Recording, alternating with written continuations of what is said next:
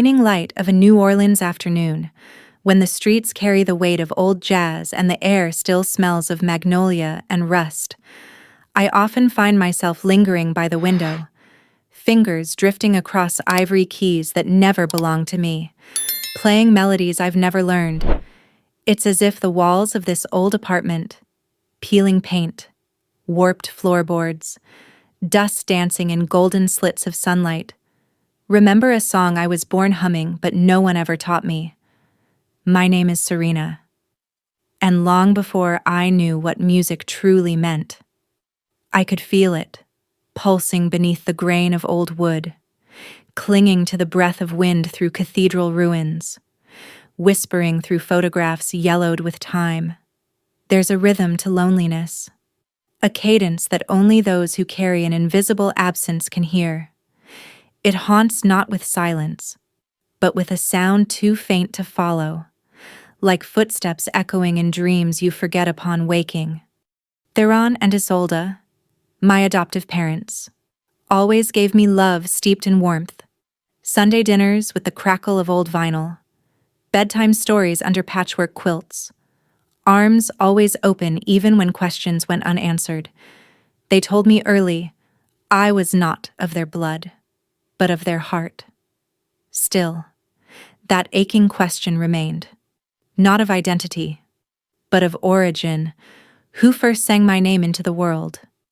Everything changed the day I was asked to restore a piece of forgotten music, a commission so unremarkable on the surface, yet trembling with the scent of something familiar. The sheet was torn, ink faded like breath on glass, corners curled like brittle petals. No composer named, just symbols, odd notations, time signatures misaligned, and a faint stamp, half erased, like a fingerprint of time itself. It came from a crumbling chapel deep in the French Quarter, abandoned, stained by rain and grief, yet echoing with the ghosts of choirs no one remembered.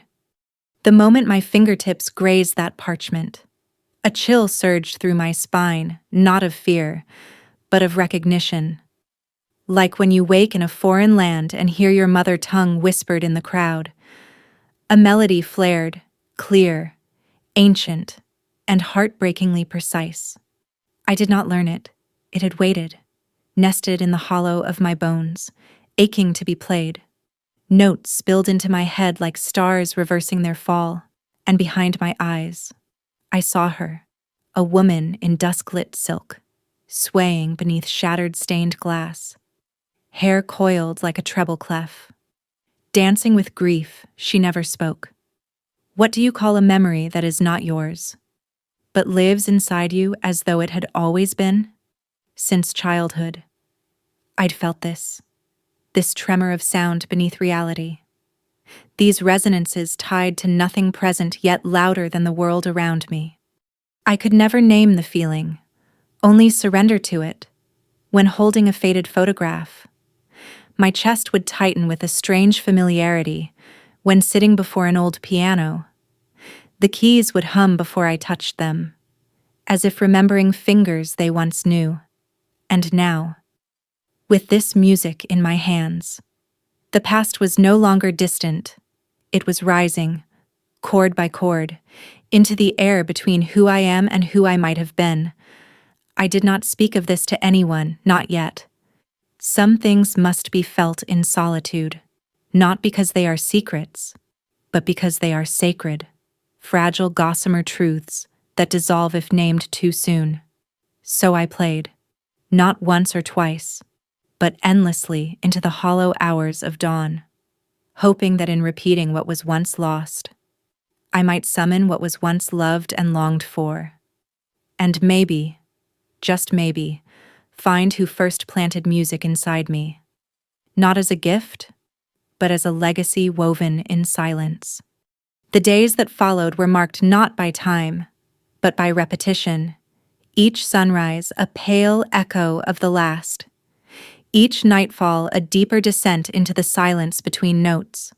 I found myself returning to the worn manuscript again and again, my fingers tracing the faded staff lines like braille, searching for meaning in the erosion. The melody refused to let go, not because it was beautiful, but because it was familiar in the way a dream becomes real the moment you wake, with tears already falling. There was something insistent in its rhythm, as if it were not asking to be understood, but remembered. I began recording the fragments that came to me, not just on paper, but in the hollow air of my studio, where dust spun like silent metronomes in the filtered sunlight. The tones seemed to change depending on my mood, the time of day, even the weather, as if the piece had a pulse independent of mine. I wasn't reconstructing it. I was listening to something older than myself, something that emerged through me rather than from me. With each note I played, more images came, not visions, but impressions. Like breath on the nape of my neck, a street awash in rain, a woman's laughter behind a door, a child's hum echoing against brick. Sleep became distant, an afterthought I only flirted with, because the music would not rest, and neither could I in the grip of something so persistent and unnamed. I kept a small notebook beside my bed to scribble rhythms that came in fragments, syncopated pulses that matched the ache in my chest when I remembered I didn't know who had first held me. One night, around 3 a.m., I awoke with a bar of music ringing in my mind so loud I thought someone had played it aloud, and I wept without knowing why, as if mourning a name I had never spoken, yet had always carried within the hollow places of my soul.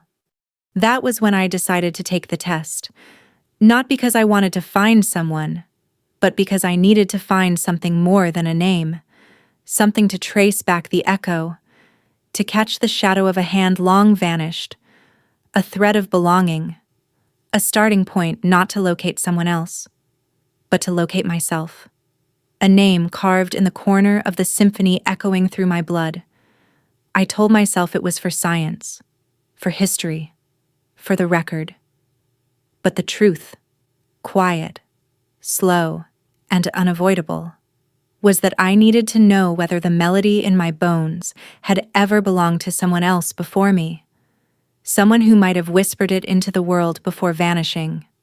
The clinic on Chartres Street was quiet, sterile in a way that made memories feel unwelcome and truth feel clinical. I handed over my sample with the detachment of someone signing a contract she knew could never be undone. The nurse smiled politely, too used to stories like mine to ask why my hands trembled, and I walked out into the golden haze of morning, holding nothing, yet feeling as if I had just placed something sacred into the hands of time, an offering, unwrapped and unspoken. As the days unfolded one into another without fanfare, the music remained, not in a single crescendo, but as a sustained note threading itself through every street I walked. It followed me through the city's pulse, whispered from alleyways, coiled itself into the corners of my mind until every sound in New Orleans seemed to carry a harmony I hadn't noticed before. The streetcar bells, the creak of wrought iron, even the footsteps of strangers, they all fell into place. As if the city itself was trying to remind me, you were always part of a song. You just didn't know the lyrics yet. The message arrived not with the thunder of revelation, but in the hushed tone of certainty, an email with no subject line, just the quiet weight of a truth long dormant. My fingers hovered over the mouse, breath shallow, as if the simple act of clicking would tear the veil between what I was and what I had always refused to imagine.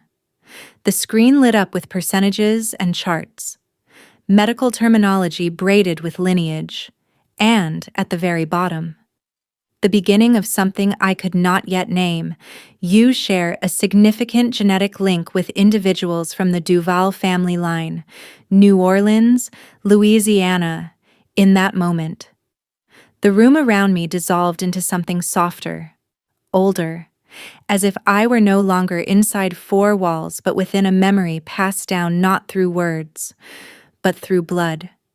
The surname Duval rang like a distant bell, one I had never heard aloud but always felt vibrating beneath my skin, like a harmony trying to surface.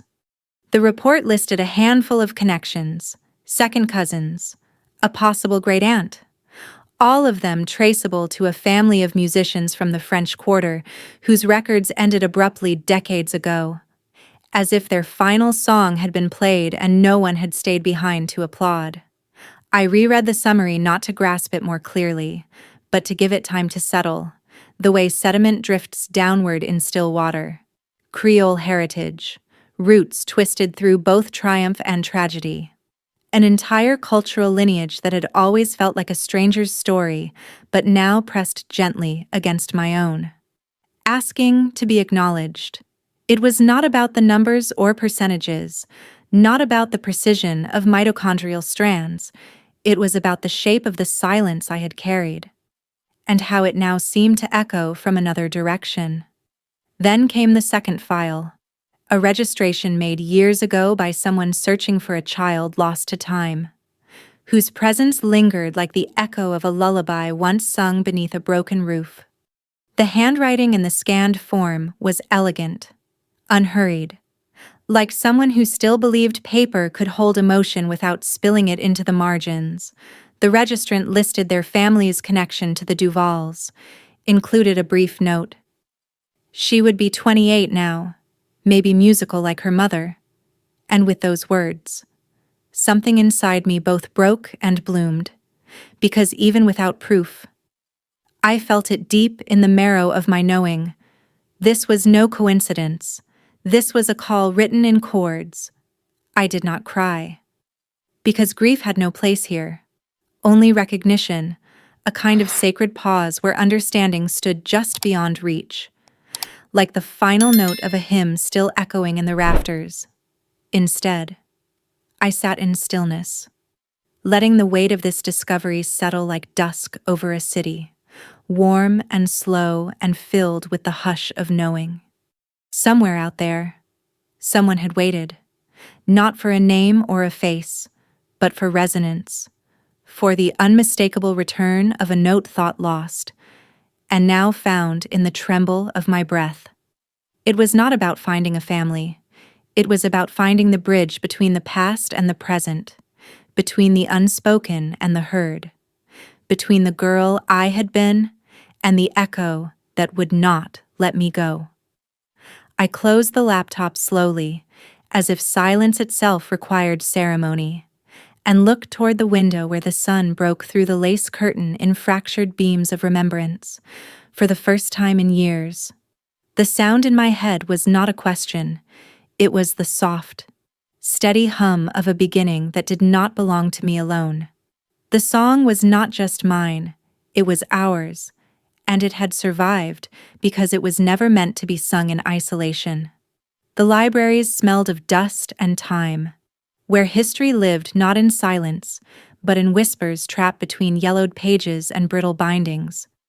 I sat alone among the archives, surrounded by the fragile breath of old records, scanning through birth logs, parish rosters, and fading newspaper clippings whose ink had thinned like memory itself. The name Duval appeared and disappeared like a flicker of light beneath water, never fully revealing itself but refusing to vanish, as though the city's heartbeat was still echoing faintly beneath layers of sediment and song. Each article I uncovered was a key, and every footnote a shadow.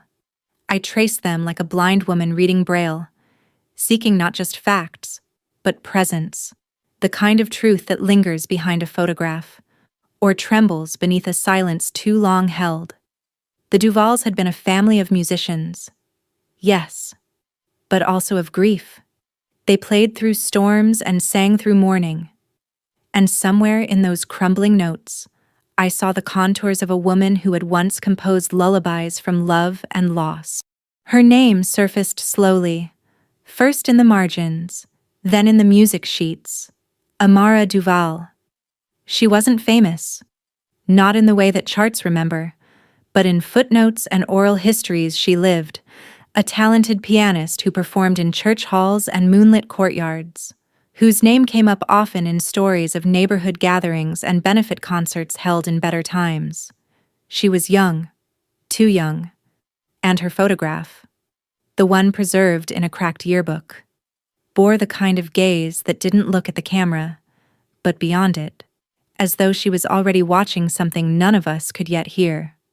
I knew without asking, this was her, not by logic, but by resonance.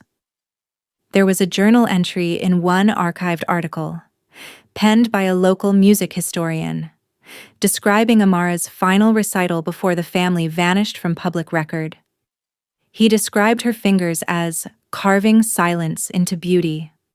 Her expression that night, as if each note she played was a goodbye she couldn't yet explain.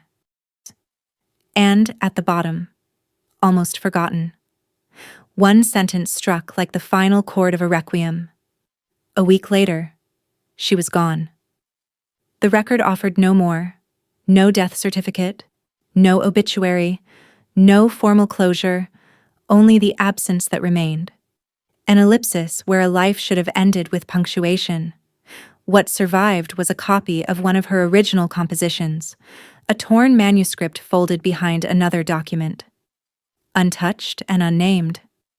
I unrolled it with trembling hands, and as the melody emerged, I didn't read it. I remembered it as if it had been written into my bones from the very beginning. Every rise and fall of that melody had lived in me for years, humming softly in the back of my breath, waiting for its origin to return. And in that moment, I knew it wasn't nostalgia, it was memory, genetic, cellular, impossible to fake. The song I'd always carried had a mother, and her name was Amara. I left the library with the sheet pressed close to my chest, not as a researcher satisfied by discovery, but as a daughter walking beside the ghost of a lullaby. The sky outside was heavy with the golden sadness of late afternoon, and I could almost hear the city exhale, a harmony hidden beneath the clatter of footsteps and wind chimes, a note that said, "Keep going. The past is waiting, but it's not alone." My steps led me not home, but toward the old quarter, toward the places where songs still lived in the bricks and banisters, and where Amara's fingers might once have danced across keys under the hush of candlelight. It was no longer about finding her. It was about hearing her in every corner she once loved, and in every silence that remained. He lived alone in a house filled with echoes, where every floorboard remembered footsteps and every window pane held reflections no longer visible to the eye. His name was Marius Duval, and though age had bowed his spine and thinned his voice, his memory was a vault of song, some of it his, most of it borrowed from generations before. When I arrived, he didn't ask for my name, as if something in the shape of my silence had already told him why I had come. He offered me a chair beside a dusty phonograph and poured 2 cups of coffee that tasted more of time than roast, letting the steam speak first. His home smelled of worn fabric and sheet music, the air stitched together by silence and sound. On the mantel were photos, yellowing at the edges, where smiles looked reluctant, and hands always held instruments tighter than they held one another. I pointed to a young woman in one picture, hair braided, fingers resting on a piano bench like petals. Marius nodded once, slowly, and said only her name, Amara. The rest didn't come as a story. It came as a hymn, spoken softly, without rhythm, like a melody played underwater. Amara had been his niece, more daughter than blood allowed, a girl with music in her bones and burden in her lungs. They had survived hurricanes, curfews, and collapsing economies, but not the winter of that year, not the fevers, not the fear, not the silence that followed. New Orleans, he said, had a way of remembering its dead through song, and forgetting its pain in rhythm. And Amara had carried both. She was 17 when the coughing started, 19 when it never stopped. The hospitals were full. The money was short. And she played piano in the evenings to keep the ghosts away. Not hers, but her neighbors. One night, after a storm took half the street's electricity, she played in candlelight until her fingers bled. And they said even the silence applauded. A week later, she gave birth to a girl whose name she never got to say aloud. Marius was not there, and no one else could be. He found out days after, from a nurse who remembered the song more than the name. The child had been left wrapped in a cloth with the Duval crest and a wind-up music box still playing a lullaby slightly out of tune. That music box, he said, was once his mother's, passed to Amara on the day she first composed her own melody. And though he never held the child, Marius said he could still hear her, every time he sat at the old organ Amara had loved. I sat frozen. Every breath I took a betrayal of the hush in the room. He reached for a drawer and handed me a tape, a cassette marked only with the year and a faded sticker. Amara, rehearsal. I didn't play it then, because I wanted the silence to stretch just a little longer, to hold the weight of her presence like a note not yet resolved. Marius said nothing more, only smiled, a half-formed farewell, like someone watching the tide return after a long drought. I stepped out into the evening light, tape in my hand, and for the first time in years, the melody in my mind shifted, no longer echoing aimlessly, but aligning, like it had found the rest of its chord. I didn't need proof, because I had a voice, I had a name, and somewhere, deep inside, I had always known her. The house had not changed, though everything inside me had. Its windows still filtered the soft morning light through gauzy curtains. Its walls still held the smell of books and cinnamon, and the quiet rustle of life still echoed in the corners, where childhood once clung like dust. But as I crossed the threshold, holding the cassette from Marius like a fragile relic, I no longer walked as a daughter simply returning. I walked as a question waiting to be answered. Theron was in the garden, his hands darkened by soil, tending to the rosemary and thyme like he always had when words were too heavy. Isolde stood in the kitchen, the kettle just beginning to sing, her back to the door, her shoulders curled inward as if bracing against something that had not yet been spoken. I did not raise my voice. I simply waited. And when she turned, her eyes found mine with a gentleness that could only come from years of loving without asking. I told them everything, not because I needed explanation, but because the silence between us had become too sacred to leave unbroken. I spoke of Amara, of Marius, of the music that had lived in my bones before I had words to name it. I asked about the night they found me, the cloth, the music box, the unanswered spaces. I asked not for identity, but for memory, for the fragments they had hidden away in fear of what it might reopen. Theron sat down slowly, his hands trembling, and Isolde covered hers with his. He looked at me the way a man might look at a storm on the horizon, not with fear, but with the quiet surrender of someone who has waited too long to speak. They told me of that night, of the hospital's soft chaos, of the nurse who said, "She hasn't cried once," and of the way the music box played, slightly cracked, yet stubbornly melodic. They confessed to loving me at first sight, not because of blood, but because of the ache in their chests when they heard that lullaby. Isolde retrieved the box from the drawer where it had always been, where I had never thought to look. She held it out with both hands, as if offering me not just a keepsake, but a confession, a prayer, a bridge. I turned the key, slowly, and the melody faltered into life, worn and imperfect, but unmistakably mine. The room didn't move. but something in me did. Something opened. I did not cry, because it was not sadness that filled me. It was recognition. It was the hush that follows a crescendo, not silence, but the breath that makes space for the next note. We didn't speak after that. We didn't need to.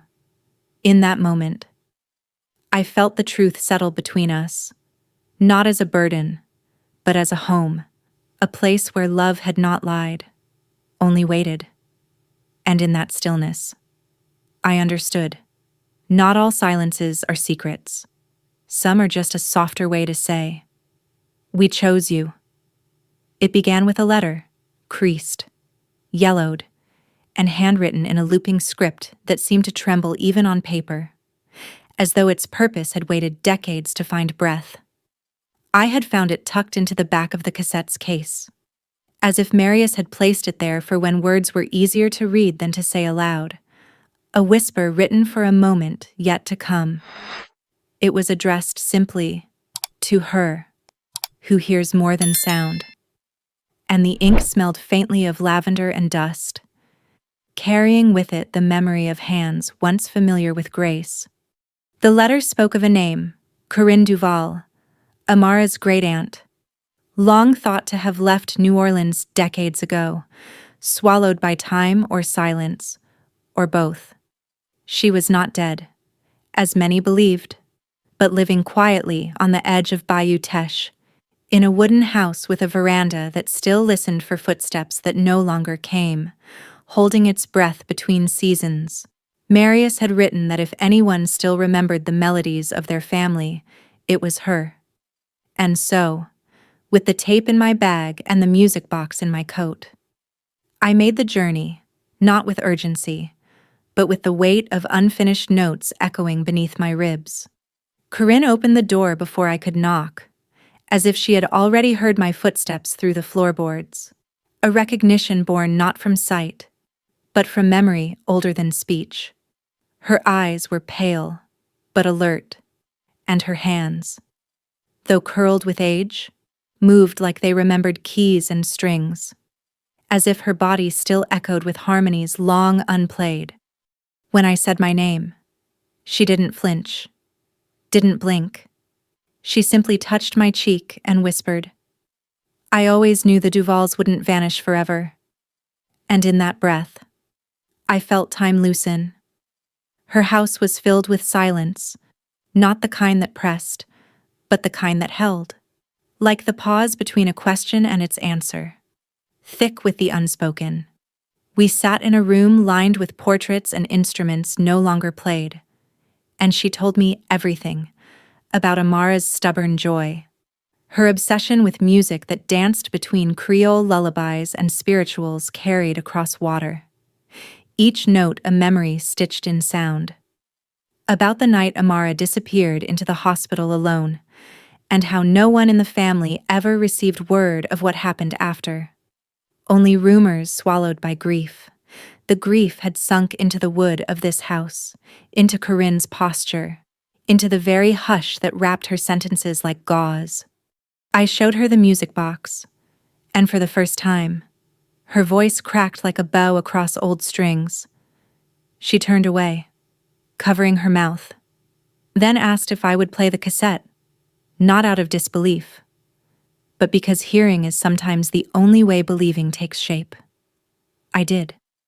And as Amara's voice, soft, untrained, but unmistakably hers, filled the room, Corinne closed her eyes. The melody was simple, a lullaby in a forgotten key, but it made the walls remember, it made the dust listen. Tears welled in her eyes, but she didn't wipe them. Instead, she reached for an old violin and rested it in her lap, not to play, but to hold, like a memory made solid and warm. We didn't say I was her kin. We didn't have to, because music carries truths that blood sometimes only hints at. She handed me a photograph of Amara, one I'd never seen before, standing in the same light that now filtered through Corinne's window, where shadows softened into remembrance. Her expression was wistful, unfinished, as if caught mid-harmony, as if the camera had captured a note waiting to resolve. I realized then that this was what inheritance truly meant. Not the blood, but the note left suspended, waiting to be resolved through someone brave enough to listen. That night, I slept in Corinne's guest room, where the floor creaked like a metronome, and the wind played through the shutters like breath over a reed.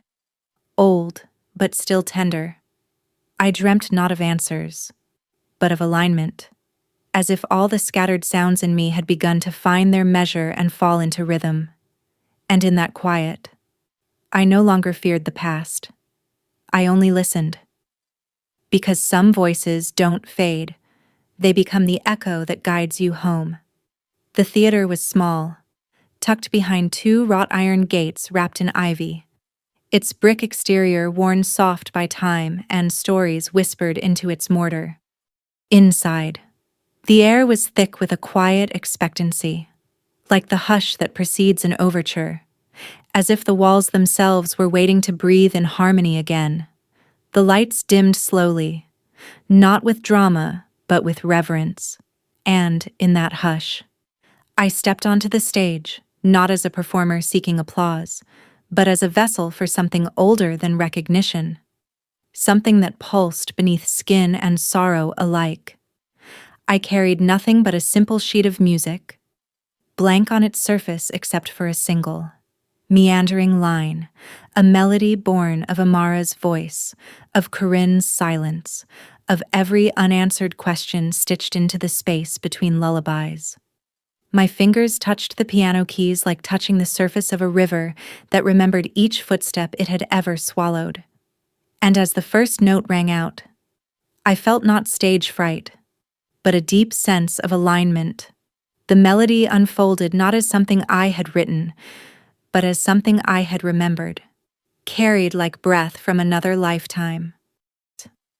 Each phrase was a bridge between the Creole lullabies that used to rock babies to sleep under tin roofs and the modern dissonance of a woman trying to find her place between names.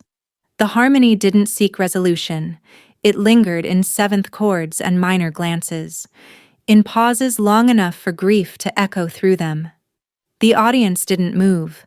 They listened as if the music had braided itself into their ribs, as if something in them remembered too. I saw my mother's shadow in the space between the notes, not as a ghost, but as a presence that had waited, patient, beneath the silence. Theron and Isolde sat in the front row, hands quietly clasped, their eyes wide not with surprise, but with recognition. This wasn't a revelation for them, it was a confirmation. They had always known the weight of the lullaby that hummed from my childhood bedroom. Now, they saw where it led. I did not look to them for approval. Because love that endures silence never demands acknowledgement, it simply holds space. They held mine. When the final note hovered in the air, suspended like breath before a sigh, there was no applause, only stillness. A moment so full it didn't need sound to be heard. Then, slowly, someone in the back whispered, "Merci," and another voice answered, "Pour elle." And in that simple exchange, it became clear that this wasn't performance. It was remembrance. Afterward, in the quiet that followed the dispersing crowd, a woman approached with a worn envelope in hand. She said she had sung with Amara once, long ago, and when she heard the final notes of my piece, she wept, not because of sadness, but because she felt the room had been returned to itself. I thanked her without speaking, only with my eyes. And she pressed the envelope into my hand as if to say, "This belongs to the music now." In the dressing room, I sat alone, the stage lights now fading into amber pools on the hardwood floor. I opened the envelope. Inside was a faded photograph of Amara and her quartet. Laughter caught mid-note, fingers poised on strings. Joy shining like glass warmed by sunrise. On the back, in looping script, she had written, "To those who hear with more than ears, keep the song alive." I did not cry, not then. Instead, I placed the photo inside the lining of my music case, not as memorabilia, but as a promise, a vow to never let silence be absence again, but to shape it into space where memory could sing. And when I stepped back into the night, the street was still, but not empty. There was music in the wind. And I knew, finally, that I had not composed a tribute. I had completed a homecoming in harmony. That evening, the house was quieter than usual, not with sorrow, but with the fullness of something newly understood. As if every picture frame va hallway had taken a breath and exhaled it in unison. I sat by the kitchen window, watching the dusk melt into the sky, and beside me, Theron was slicing pears while Isolde folded cloth napkins with a tenderness usually reserved for lullabies. There was no need for words, because after the performance, a new kind of stillness had settled between us, not empty, but complete. They had listened not only with ears, but with hearts that had once feared the truth might unmake the family they built. But now, the truth had not undone us. It had wrapped around us like the final bars of a song, holding all dissonance in tension until it resolved into something human. Isolde reached across the table and touched my hand, her thumb brushing a silent rhythm over my knuckle, and I felt her say, "We were never hiding from you. We were just afraid of what you might lose by remembering." And I answered, not aloud, but with a steady breath, "But I only ever found more." Later that week, I visited the neighborhood community center, the one that had once echoed with my hesitant first chords as a teenager. This time, I carried more than melody. I carried heritage. I brought with me the Duval name, the faded photograph of Amara and her quartet, the recordings we had pieced together from old tapes, and I began the process of archiving them, not as relics, but as living memory. The director, an elder with cloud-colored hair and eyes that blinked slowly like turning pages, nodded as I spoke. She said, "Music doesn't just come from the soul, it returns to it."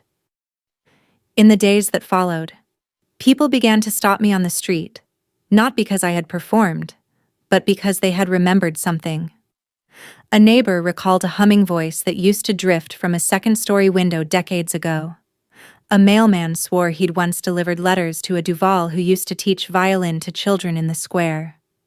These stories stitched together a tattered tapestry of belonging. And as I listened, I realized this wasn't about finding my past. It was about restoring its song. One evening, I returned to the attic where I had stored away pieces of my early compositions. I found a notebook, yellowed at the edges, margins filled with questions I had once tried to answer in chords. I played one of those early pieces again, and this time, I could hear what I hadn't before, the echoes of Amara, yes, but also the steady pulse of Theron's laughter, the soft thrum of Isolde's hands setting dishes to dry.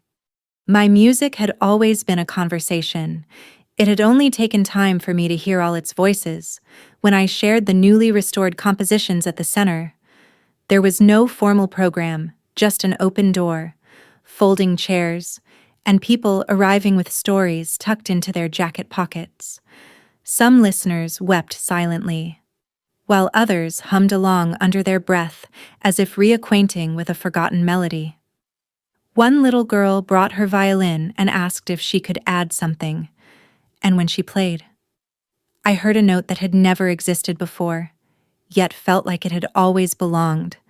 In that moment, I realized what we pass down is not perfection, it's possibility. That night, as I walked home beneath a sky softened by the last remnants of twilight, I thought of Amara, not as a name or even a face, but as a continuous presence. She was never truly lost, never truly gone, just quieter now, like a harmony beneath a melody, always there to catch the breath between notes. And I whispered into the wind, Thank you for holding on.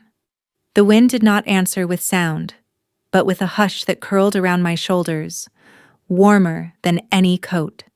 And I understood. I was not the end of her story. I was its echo. Morning in New Orleans broke with a certain softness, like the gentle lift of a curtain revealing a stage that had long been waiting. The sky was brushed in hues of lilac and gold, and the first light crept across Serena's windowsill as if it, too, were seeking a beginning. She stood in the quiet of her room, hands resting on the piano lid, not with hesitation, but with a stillness that comes only when one no longer fears silence. In that breathless moment, she knew that the music had never left. It had simply waited, like a tide beneath the surface, patient and persistent. The room around her was still filled with remnants of a life both chosen and inherited. Sheet music yellowed at the edges, photographs that held entire harmonies in a single glance, and the small, weathered music box that had outlived time itself. As she opened it, letting the tiny ballerina spin once more, the sound that escaped was not broken or nostalgic. It was a sound complete in its wholeness. It was the sound of Amara's love, Theron's quiet support, Isolde's unspoken courage, and the myriad unnamed moments that had shaped her into what she was now, a composer of many lives. Later that afternoon, Serena returned to the old church in the French Quarter. The place where her journey had begun, the stained glass windows, partially restored, scattered fractured rainbows across the wooden floor, as if blessing every footstep with fragments of grace. She set up a single microphone, adjusted the stand, and placed her sheet music gently on the worn piano. This time, not to recreate the past, but to offer it forward. The room held its breath, as if the walls themselves remembered. She began to play, and as her fingers moved across the keys in deliberate, reverent motion, it was not merely a melody that filled the space, but rather a stream of memory rendered audible, a composition born of questions and quiet answers, of pain shaped tenderly into a vessel for hope. She did not perform for applause, nor for recognition, but for the sheer act of testimony. Every note held a name waiting to be remembered. Every silence carried a prayer folded inside. Every crescendo rose like a vow that no part of her story would be abandoned.